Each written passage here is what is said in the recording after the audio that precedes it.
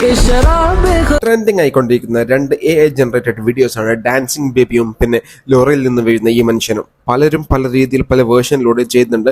അതുപോലെ തന്നെ മില്യൺ കണക്കിന് വ്യൂസും ഈ ഒരു AI ജനറേറ്റഡ് വീഡിയോ വെച്ച് ആൾക്കാർ ഉണ്ടാക്കുന്നുണ്ട്. എത്ര ആക്യുറസിയോട് കൂടിയാണ് ഈ വീഡിയോ ഒക്കെ ജനറേറ്റ് ചെയ്യുന്നത്, അതും ഇത്ര പെർഫെക്ഷൻ ആയിട്ട്, ഇത്ര നാച്ചുറാലിറ്റിയോട് കൂടി. നമുക്ക് പറയുന്നത് പോലെ പലതരത്തിലുള്ള AI generated videos tools available ആണ് ഓൺലൈനിൽ. അതുപോലെ തന്നെ ഇപ്പോൾ ഏറ്റവും മുമ്പിലുള്ള രണ്ട് ടൂൾസ് ആണ് വാനിന്റെ ക്ലിങ്ങും ഗൂഗിളിന്റെ വിയോയും. ഈ രണ്ട് ടൂൾസ് ഉപയോഗിച്ചാണ് ഈ രണ്ട് വീഡിയോ ഉണ്ടാക്കിയിരിക്കുന്നത്.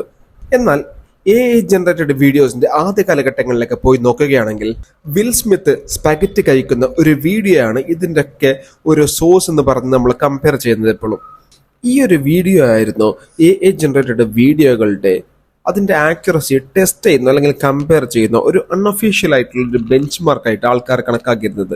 കാരണം അത്രയ്ക്ക് മോശമായിരുന്നു AI ജനറേറ്റഡ് വീഡിയോസിന്റെ ആദ്യ കാലഘട്ടം. ഈ ഒരു വേർഷൻ വളരെ മോശമായിരുന്നു, വളരെ മെസ്സി ആയിരുന്നു, ഒട്ടും ക്ലിയർ അല്ല, ഒട്ടും ആക്യുറേറ്റ് അല്ല, ഫിസിക്സ് ഒന്നും ബാധകമേ അല്ല ഈ വീഡിയോയിൽ.